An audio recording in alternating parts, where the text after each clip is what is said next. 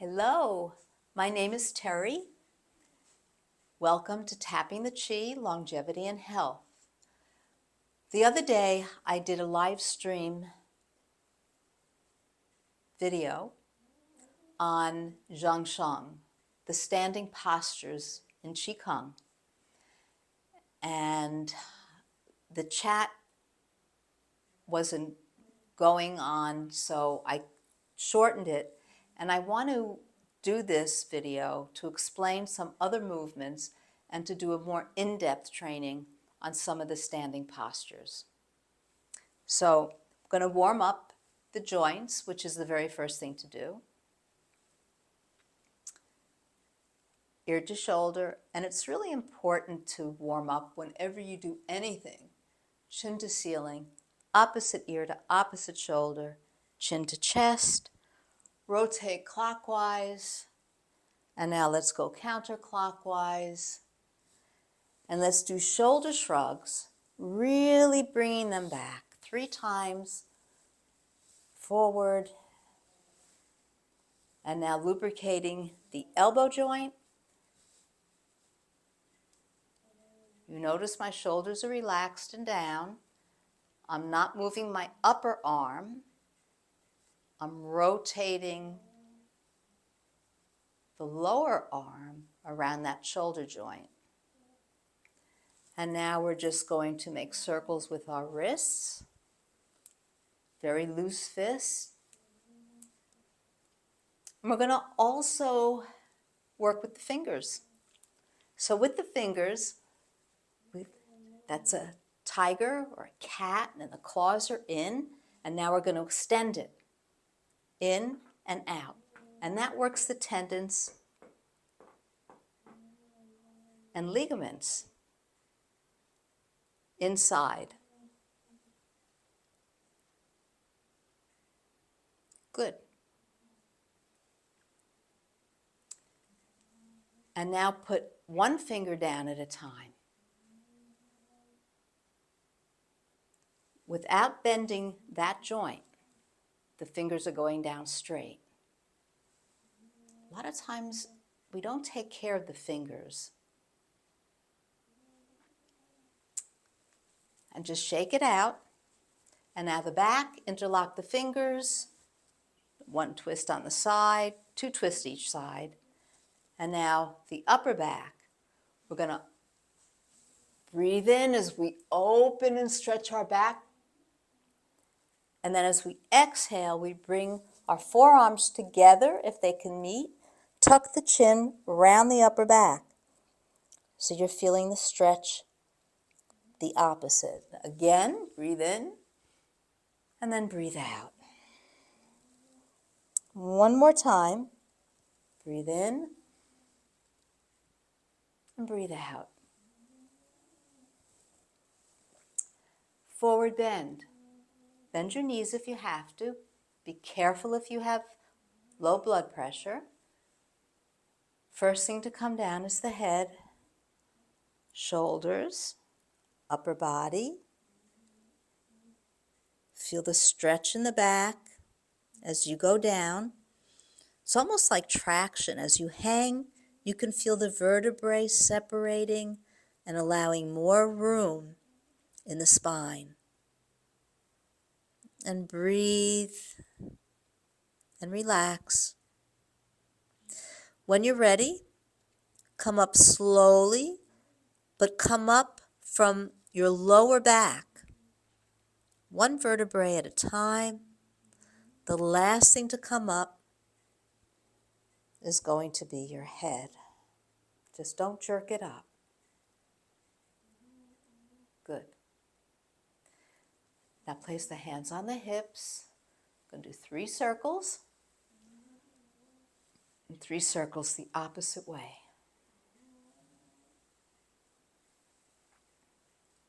The feet together. Hands on knee.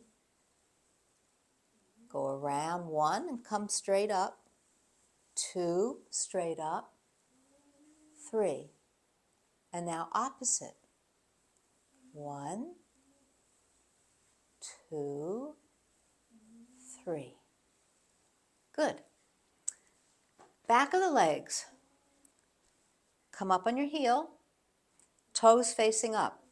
This leg, back leg is bent. Breathe in, breathe out as you come down. Reach for the toe, keep a straight back, and you'll feel the stretch behind your leg. And come up, and we're going to do the opposite.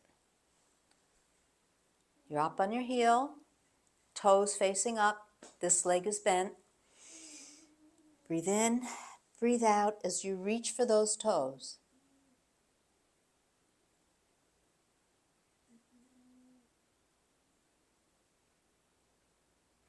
Come up. Calf muscle. Hold on if you need to. You come into a lunge. So the front leg is bent. You never put your knee beyond your toes.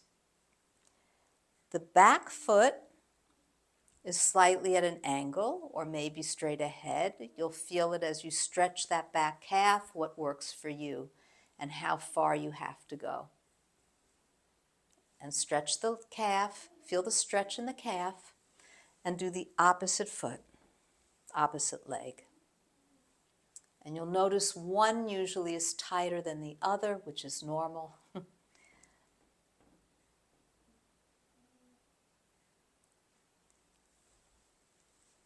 And now we're going to do the ankle. So for the ankle, you would stand on one leg, hold on if you have to, and you would not move your thigh. You would just rotate the ankle around the foot. If you cannot stand on one leg, it's okay. Rotate the ankle by putting the toe on the ground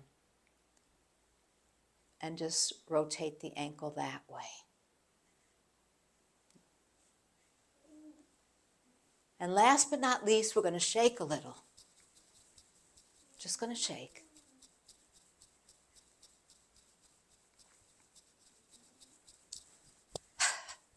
It's like shaking a bottle of salad dressing where nothing is stagnant and stuck on the sides or the bottom. Everything is flowing nicely. So we lubricated the synovial fluid in the joints in the body, stretched some of the ligaments and tendons, and we're ready to go. Now, standing postures build strength in the legs.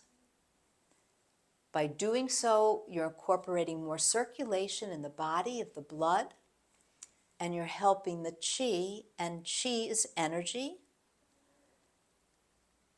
flow smoothly throughout the body, nourishing the organs. And this also calms the mind because you're not moving.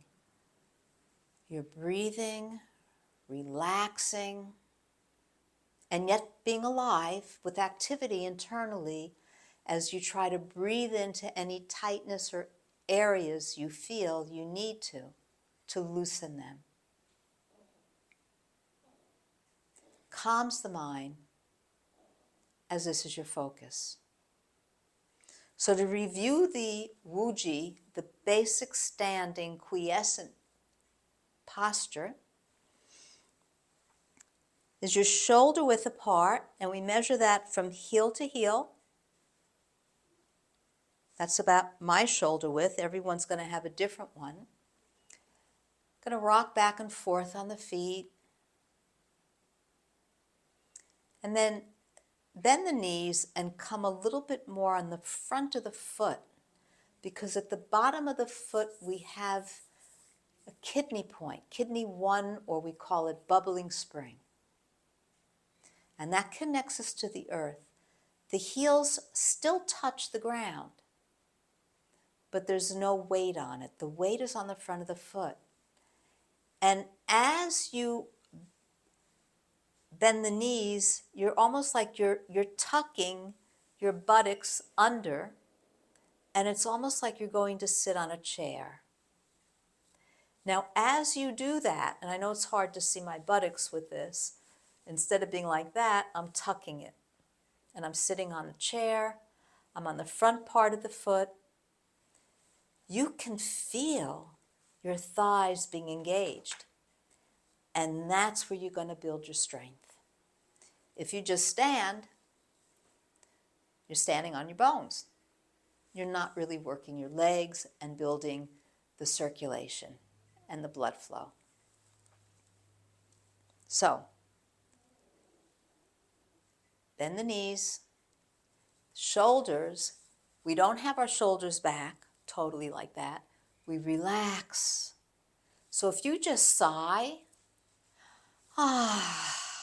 shoulders are going to come in. As they come in like that, you start to round the upper back, and there are points behind the scapular in the wings, I like to call them, specific points that now are open. And when we round, tuck the buttocks under or lift the pelvis, we're rounding the back. So if you take your hand, the back of your hand, put it behind your waist. Now don't tuck your pelvis. You feel a dip in here. There's a sway. Now tuck your pelvis and it's straight. So you're exposing the Ming Men, which is a point, and you're opening that up so the energy can flow all the way up. And we're going to do it with our neck. If you take your hand, place it behind the nape of your neck, you have a curve in your neck, which is normal. Now, if you take your chin and press it back, you lose a lot of the curve, and you're elongating the neck. So those are the key points for this standing posture, and for many of them that we're going to do. The arms are relaxed. There's space under the armpit so we can have better energy flow, lymphatic drainage. And feel as if you're being pulled down into the earth, tongue on the roof of the mouth. You're being connected to the earth by the feet, and at the same time, you're being pulled up. There's a point on the top of your head, the Bawa point, that pulls up. We call it the golden thread to heaven. Pulls you up as you're being pulled down. So as relaxed as we're trying to be, there's this dynamic that's happening in the form. You can close your eyes or you can stare ahead, and we call that look without looking, where you just gaze straight ahead. Take a deep breath into your belly, not your chest, but your belly. And as you exhale through the nose, the stomach comes in. Breathe in through the nose. Feel the inflation in the body. Exhale. Stomach goes in.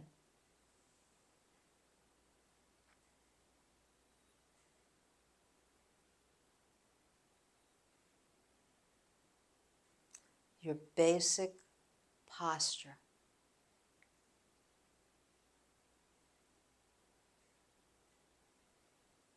Remember? You're being lifted up ahead, shoulders are relaxed, back is slightly rounded, buttock is tucked, chin is back. It's a lot to remember on the front of the foot, feeling like you're sitting, the engagement of the thighs. And then shake it out. So that's one of the most important movements. And you're controlling it by your breath, which moves the inflation in the body. Exhale, all that energy. Your intention when you stand in that posture, you can just work on standing on it. And as you breathe in, you can imagine all this energy coming up from the earth, inflating the arms, coming into the lower part of your stomach. As you Exhale. All that energy is going down into the earth. Or you can imagine breathing in the energy from up above, exhaling, coursing all the way down through the arms and the fingertips. Play with where you want that energy to go. So the mind, your yi, controls where you want it, and the breath, and then your body, the alignment. Now, set a timer for 30 seconds. Start 30 seconds. Once you can do 30 seconds, increase it another 15 seconds till you can stand for a minute. Ideally, you want 10 minutes. And if you can do more, great. It's going to strengthen your legs. It's going to help you relax. It's going to help you with your balance because you're going to have more agility and strength. Now, the other posture that I did was the cat stance. And the cat stance, and look at the video and you'll see there's a pole stance that I did where your palms are facing the ground. There's an energy point in the middle of your palm. If you take your third finger and put it down, it's where that third finger is. It's called the longgong. That connects to the heart, the pericardium. It's a very calming point. And that point then connects us to the earth. So I'll just review this briefly and then we'll go into the cat stance. So you're going to stand the same way that we did the other one, buttock tucked. You're more on the front of the foot, knees bent, shoulders relaxed, a little rounded. Back, of course, is pushed out since your buttock is tucked. Chin back, tongue on the roof of the mouth. Space under the armpits, palms now facing the earth. Imagine they're resting on two poles.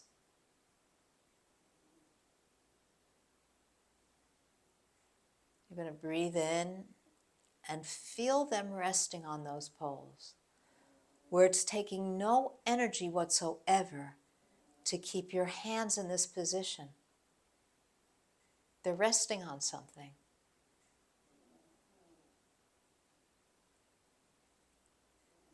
And then you're going to breathe in, inflate the body, but as you do that, what's pushing you up, these poles are automatic.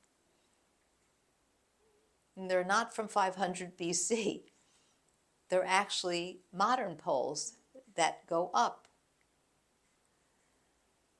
As we go up, and as they go down, we exhale, we stay connected to them. Breathe in, poles are coming up. Exhale, poles come down. So play with that. It's another standing posture. The cat stance, I had you do actually a form from a martial arts, internal martial arts, which is a beautiful posture, and it was coming around, and then it was stepping into the cat stance. I said snake hand is more like that. This is really a spear hand, like a spear, and I had my thumb out, but the thumb is actually in. All fingers are together because it's a strike. All the energy runs out. It's a very potent strike that would go to the throat or the eyes. So we're not going to do that. It'll be a little more complicated. We're just going to come into the spear hand, and with the spear hand, my arm is still bent. We never want to, we usually, because there's always an exception, we usually don't want to lock the joint. So we want to keep it a little relaxed. The hand, though, is flat, and the fingers are together. The other hand, as we come over, the other hand is under the arm, but then it drops down a little bit by your belly button or by your lower dantian. And this is called the dantian, where your battery is, where the energy is stored. With that, as you breathe and you practice these forms, the energy goes here and it gets dispersed into the organs, into the joints, and it flows throughout. So we are going to, the leg that's out, bend the back leg, the opposite foot, this one, is going to step forward. It's a cat stance. Now my feet are not in front of each other like that because I'll lose my balance. So the back leg is at a little bit of an angle. Play with it. You're going to feel you have more stability. And this foot is out. The toes are touching, ball of the foot. The front of the foot's not touching, it's the toes. We call this an empty stance because it's not committed. So in martial arts, in an empty stance, you can move any way you have to go. You can spring off to the side. It's an empty stance. It's a difficult one to learn in the beginning when you're building strength, but it's good practice. Make sure you bend the back leg and just the toe is touching on this one. Tuck your bum, chin back, tongue on the roof of the mouth. This leg is forward. Because this leg is forward, opposite leg, opposite arm is going to come out in that spear hand, and this hand is going to be down by my lower dantian. Shoulders relaxed.